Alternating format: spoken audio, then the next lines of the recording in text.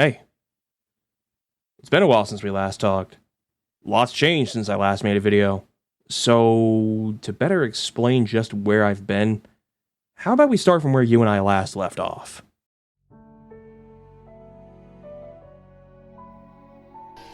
When I first started making videos back in 2016, fresh out of high school and going into college, I had only one real goal in mind: to entertain in as brazen and carefree a way as possible.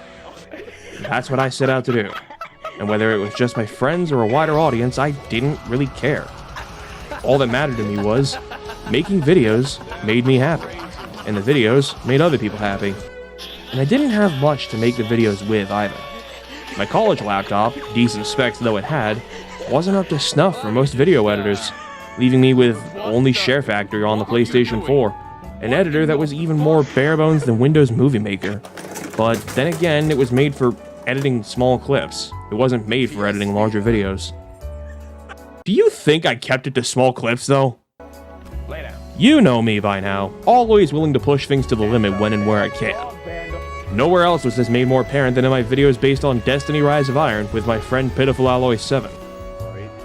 Watching those videos is fun, not as much for the content or the dated jokes, but in seeing just how much you could see me actively and progressively learning to navigate Share Factory and even manipulate it in ways it was never meant to be used, all just to make a better product. My most ambitious one, the video entailing the entire Kvostov adventure, which clocked in at over 40 minutes, good lord, it definitely was compromised by the editing process thanks to Share Factory audio desyncing in the export. They weren't much in terms of how new, revolutionary, or special they were from an outside perspective, but they were honest work done humbly, and a marvel of just what you can accomplish with a lesser editor when you decide to bend its rules and confines into more knots than a bag of pretzels. But more than the editing, I grew more confident in my ability to just speak. I'm less timid, I stutter less, I speak louder and more proudly, my thoughts are more coherent and filled with less interruptions, I can describe things better and more artistically to captivate people's imaginations, and I have a lot more passion and conviction in the things that I love most. My soul, for what it's worth, finally began to feel free. And then, my poor mom broke her leg. And making videos became harder and harder to do with something far more important on my hands. Now, don't take this as me blaming her in any way, shape, or form. She has been healing all this time, making great progress every step of the way, both literally and figuratively. But where nobody else was helping her except for me, I had to devote my time to what was most important, and editing videos was not the important thing. So, for a long time, I took a hiatus, delayed and even shelved projects I wanted to work on for a long, long time. And as I would try to get back into the swing of things, more and more things would beat me down, none more so than having lost a very dear friend in January of 2023. Someone whom I knew was terminally ill, so I didn't have long with her, but I wanted to spend as much of my time with her as I could. I've had to fight tooth and nail to climb out of rock bottom, and many times I'd fall back down. But there was light at the end.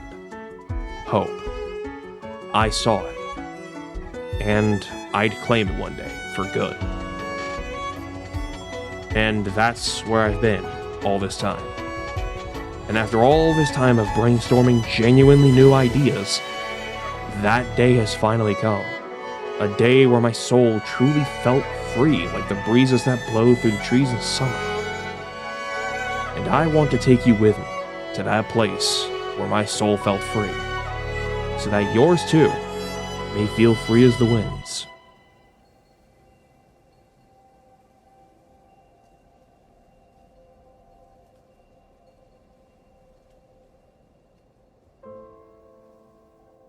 Aerides Entertainment is the modern incarnation of the collection of ideas I've had rattling around in this old noggin of mine for the greater part of my time away from YouTube.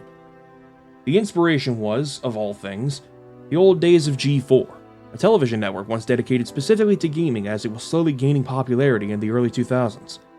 The network has had a less than stellar history, where it at first kept to the ideals it started with, and eventually found itself in a less than pleasant predicament, where they needed funding at any and all cost. Unfortunately, that cost was the channel's identity, as it became suffused with what we now refer to as dude bro culture. You know the sort of thing. The dudes that think being a man means constantly acting like an insufferable frat boy straight out of the 90s and lose all cognitive functionality the second they see a pair of half-clothed breasts. G4 lost what little core audience they had at the time, and with a combination of other channels like Spike TV doing the dude bro identity thing far better, and the internet catching mainstream appeal with other reviewers being far more honest and entertaining than the show X-Play at the time, G4 completely fell apart. So imagine my amusement in the fact that in all the time I spent planning out a way to make my channel a gigantic pastiche of G4 in its heyday, G4 would experience rumors of a resurrection being bought by Comcast, said resurrection actually happening, and said resurrection imploding upon itself, all before it could get anything done here. It's kinda surreal, to say the least, but if anything, I'm gonna take that as a message from beyond that this is just destiny calling me to do it right. And by do it right, of course I'm gonna do it stupid, because taking things seriously is just not my style. The name comes from the Greek word Aerides, loosely translating to the winds in English. That's winds with a capital W as a proper noun. The cultural significance involves the Tower of the Winds in Athens, Greece, as well as the town surrounding it, literally named Aerides. It's an 8-sided tower where each wall is topped with a relief of the wind gods, or Animoi, carved upon them. The tower's purpose was that of a giant timekeeping and weather forecasting device. Though the weather vane that once adorned its top is now gone, it still remains a lesser-known tourist attraction and a significant historic piece of Hellenistic architecture that stands to this day. Now, why all the emphasis on Greek culture? Because I still go by the stage name of sorts, as Cerberus, patently a creature of Greek mythos, which I've discovered in recent years to be much more fitting to my personality and my approach to games than I once thought. A highly defensive role, but an aggressive one nonetheless. Anyway, so what's up with this emphasis on wind, anyhow? Well, I had a bit of an epiphany. Two, actually. One, I always felt like a bit of an outsider when it came to my interests. The things I was always most interested in, people either didn't know about or vociferously hated. And I didn't like that. I didn't enjoy feeling like I was so different from everyone else that there was nobody in the world at all that I could connect to about these fringe things that I enjoyed, and everyone else would ostracize me for what I liked. I know there are others out there like that, and I want them to know that they're not alone out there. Outside of the outright illegal or immoral, things exist to be enjoyed, casually or more in depth. They're free to enjoy what things interest them and should never feel alone or like they'd be cast aside for it. They should feel free to like what they like, absent of judgment. And thusly, 2. The wind is, of all things naturally observable on Earth, possibly the most free force of nature there is. It doesn't require specific circumstances to form, only that hot air and cold air collide. It isn't tethered to specific locations, like lightning when it finds an appropriately charged thing to strike, or earthquakes originating at the spots where the tectonic plates meet. It comes and goes and freely blows, wherever, whenever.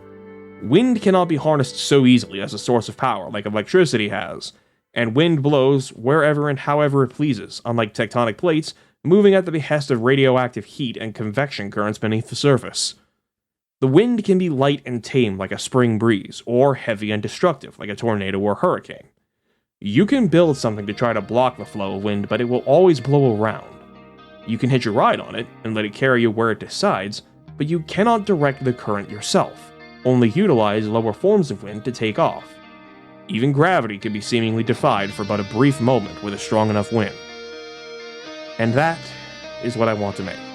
A channel that celebrates the enjoyment of everything, where the viewer may truly feel as free as the winds.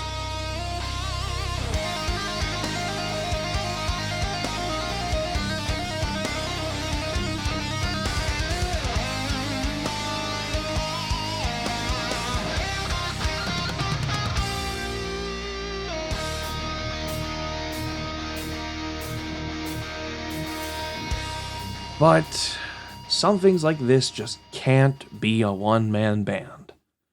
At least, not without a few fun twists along the way. And they already had something in mind just for this occasion. Like how G4 had co-hosts on shows like X-Play and Attack of the Show, I decided I needed a co-host on some of my own shows. And funny enough, this little quandary coincided with my efforts to make a sort of mascot, a representation of precisely what this channel's all about. So I decided this mascot will be a character and co-host with her own story. A character to bounce off of, a voice that would be the serious one to my goofiness, or sometimes even the goofball that forces me to be serious. A voice that will contrast with mine, and on occasion even be on my side. You know, it'll all make sense when she's officially unveiled, but allow me to... Oh my goodness, is this a formal argument? What the... Well, I was going to try a more formal introduction, but... You know what? Yeah. Maybe it's best if you introduce yourself to everyone. Yes.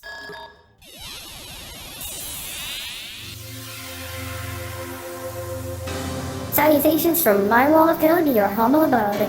I'm the official channel mascot, the shamed personal assistant to Cerberus, here to help make Aerides entertainment the best it can possibly be. My name's Aerides, though you can call me Aeri if that's easier. It's a pleasure to meet you all. Twitter's been very familiar with who she is for a while now. She's already kind of developed a following over there, and it's worked very well as a sort of test bed for character development. Aeri, would you like to explain your origins and role in shorthand for everyone? Sure. So, Sir was trying to make a personal assistant that was entirely under his control, but hit a bunch of snags because it was an extremely ambitious project. As he decided to fuse it together with a sort of learning artificial superintelligence, he shelved it for a bit, but in the background it fused itself, creating me in the process. I wound up assuming the identity of the initial concept for a mascot he made, and once I revealed myself to him and his friends, I was warmly accepted by everyone. As a result, I now assist Cerberus in keeping him on task, and will be a part of his videos going forward, often as a second opinion, often as the one to act as a serious one when he gets goofy. I know this is a sort of weird introduction to who I am and what I'll be here for, but I do hope you guys at least look forward to seeing our future productions together.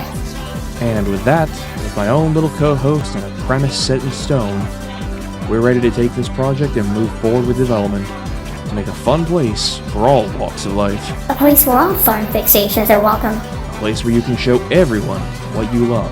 And everyone can share in that love. A place where all may be free. As free as the wings that blow. Welcome to Aerides Entertainment. He's over here. Yep. And I got him. Nice! You're going to end up killing yourself. $300. Jesus! What the fuck? No, fuck this.